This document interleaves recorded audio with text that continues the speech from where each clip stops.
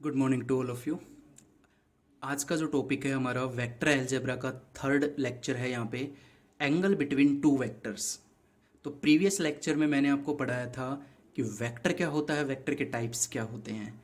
फिर मैंने वेक्टर की दो इंपॉर्टेंट प्रॉपर्टीज़ के बारे में आपको पढ़ाया था प्रीवियस लेक्चर में, that is translation of vector and rotational of vector. तो उन्हीं का यूज करते हुए अब तीसरा जो टॉपिक है हमारा, that is angle between the two vector, ये हम समझते हैं, डीपली स्टडी करेंगे। देखेंगे कि किस कौन कौन सी कंडीशंस हम अप्लाई करेंगे दो वेक्टर के बीच में एंगल फाइंड आउट करने की। तो इसमें जो सबसे इंपॉर्टेंट बात मैं बताने जा रहा हूँ वो याद रखना हमेशा कि इंपॉर्टेंट पॉइंट है ये कि for find angle between to vector, given vector जो होंगे ना आपके पास, अभी मैं लिख लेता हूं एक बार, given vector should be placed either tail to tail and head to head. बहुत इंपॉर्टेंट बात है, ध्यान से देखिएगा। क्या कह रहा है ये कि दो वेक्टर के बीच में एंगल आप तभी निकाल पाओगे जब या तो उनकी टेल टू टेल कनेक्ट हो या हेड टू हेड कनेक्ट हो। मान लीजिए ये एक वेक्टर दे दिया आपको ए वेक्टर और ये एक वेक्टर दे दिया बी वेक्टर, और हम आपसे पूछें कि what is the angle between these two given vectors. तो आपको क्या करना पड़ेगा, सबसे पहले जैसे मान लीजिए ये बी वेक्टर ले लिया मैंने, थोड़ा सा पैरेलल इधर खिसका दिया, कोई चेंज नहीं होगा, ये ट्रांसलेशनल प्रॉपर्टी हमारी कहती है। अब हम क्या करेंगे, इसको पैरेलली शिफ्ट करेंगे और यहाँ पे लाके इसको रख देंगे। ठीक है, तो ये देखिए, ये की चीज़ क्या होती है, ये होती है टेल, और ये चीज़ क्या होता है, ये होता है हेड। तो टेल और हेड, या तो tail head to head connect करो या टेल टू टेल। तो टेल टू टेल मैंने यहाँ पे कनेक्ट किया है, तो इन दोनों के बीच का ये जो एंगल है ये मैंने थीटा ले लिया। अब आप कहोगे सर नहीं नहीं, दो वेक्टर यहाँ पे जो गिवन है ए और बी, एंगल ये नहीं हो सकता, एंगल तो ये भी तो हो सकता है, पीछे वाला 360 माइनस थीटा।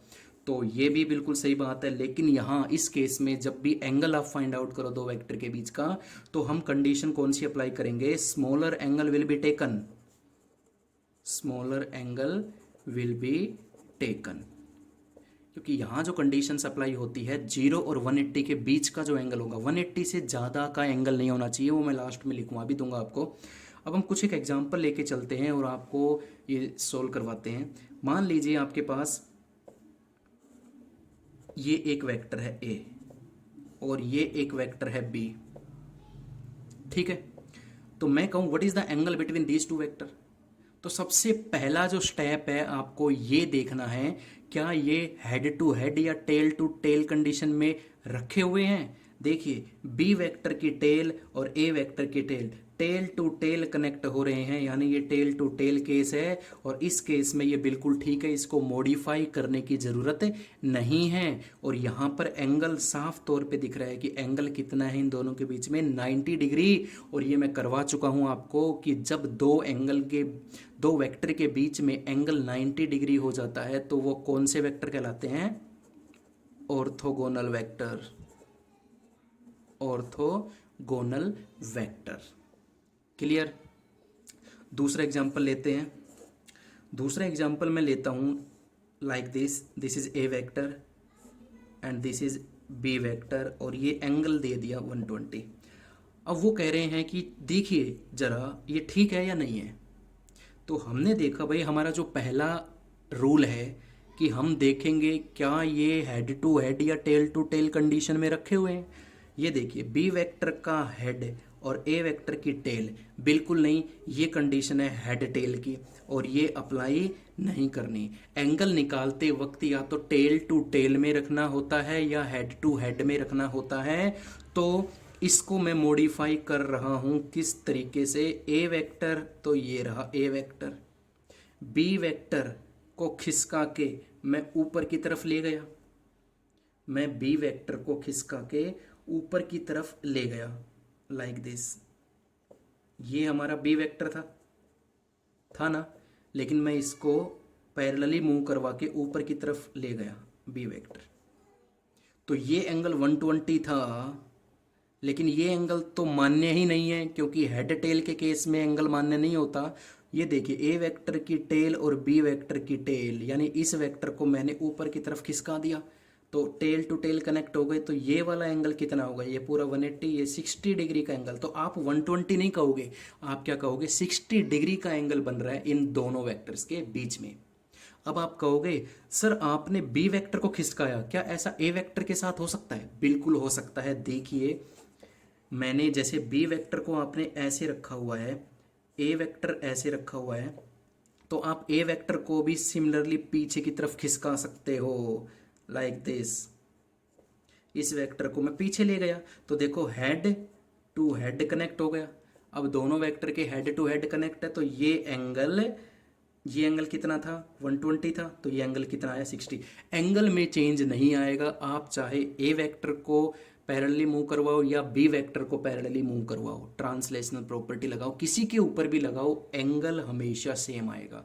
लेकिन हेड और टेल की कंडीशन में आपको एंगल नहीं मानना है। क्लियर? चलिए तीसरा यहाँ पे हम देखते हैं। तीसरा एग्जाम्पल मैं यहाँ पे लेता हूँ।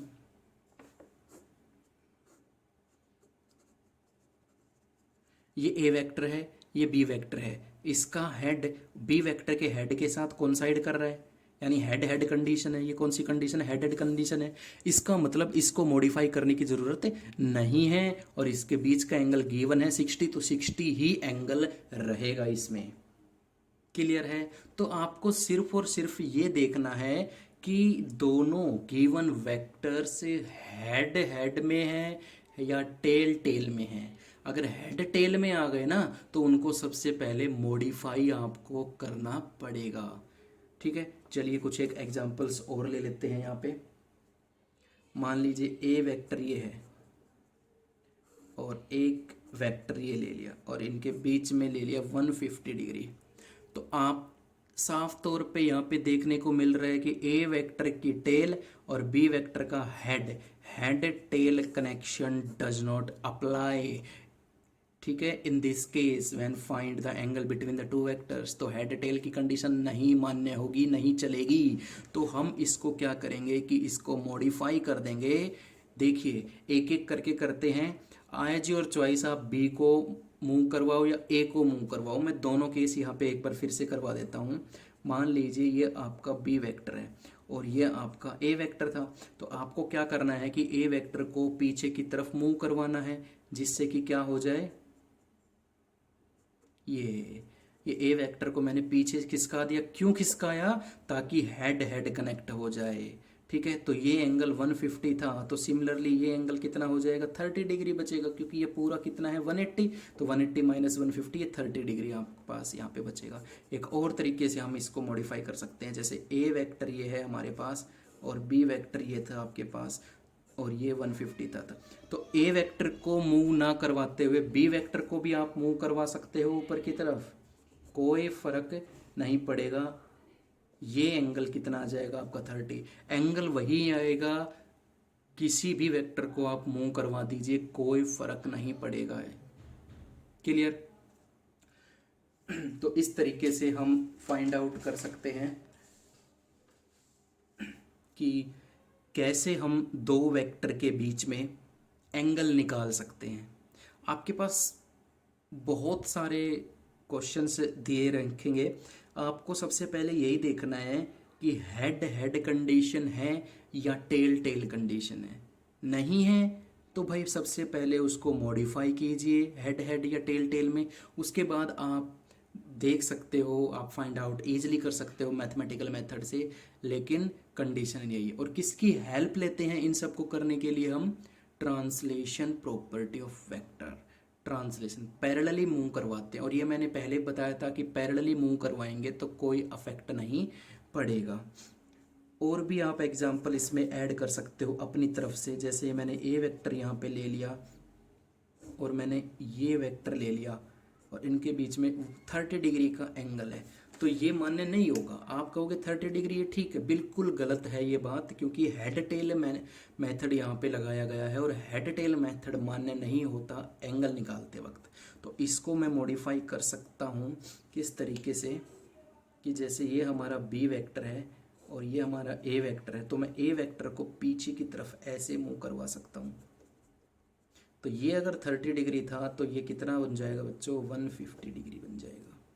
ठीक है। एक और तरीके से, जैसा कि मैं आपको कई बार बता भी चुका हूँ इस बारे में, कि ज़रूरी नहीं है कि ए वेक्टर को ही मूव करवाया जाए, आप बी वेक्टर को भी मूव करवा सकते हो इस तरीके से। जैसे ये बी वेक्टर है, ये ए वेक्टर है, यहाँ 30 डिग्री है, तो आप बी वेक्टर को भी मूव करवा सकते हो इस तरीके से। सॉरी, ये ऐसे था हमारे पास, तो इसको ऐसे मूव करवा सकते हो। अब यहाँ देखो बी वेक्टर की टेल और ए वेक्टर की टेल, तो ये एंगल पूरा कितना आ रहा है, 150। तो एंगल में कोई चेंज नहीं आएगा। तो ओवरऑल पूरे जो टॉपिक था हमारा, कंप्लीट स्टडी करने के बाद क्या रिजल्ट निकलता है कि जो भी एंगल हमारे पास आएंगे ना, वो एंगल जो होगा, इंपॉर्टेंट बात बता रहा हूँ, वो जो एंगल होगा लेस देन और इक्वल 180 और ग्रेटर देन और इक्वल 0 डिग्री। ये हमेशा अपने माइंड में याद रखना, ये बहुत इंपॉर्टेंट प्रॉपर्टी कि दो वेक्टर के बीच में जो एंगल होगा, जो वेक्टर के बीच में जो एंगल होगा वो 180 और 0 के बीच का एंगल होगा। वो 180 से बड़ा नहीं हो सकता और वो 0 से छोटा नहीं हो सकता। अब जितने भी मैंने यहाँ पे केस करवाए हैं, ये 150 है, आप कहोगे नहीं नहीं ये लेंगे हम, तो ये नहीं ले सकते आप, क्योंकि ये कितने डिग्री का बन जाता है, 180 से ऊपर का एंगल बन जाता है, क्योंकि 360 में से 210 डिग्री का बनता है, तो ये एंगल हम नहीं ले सकते।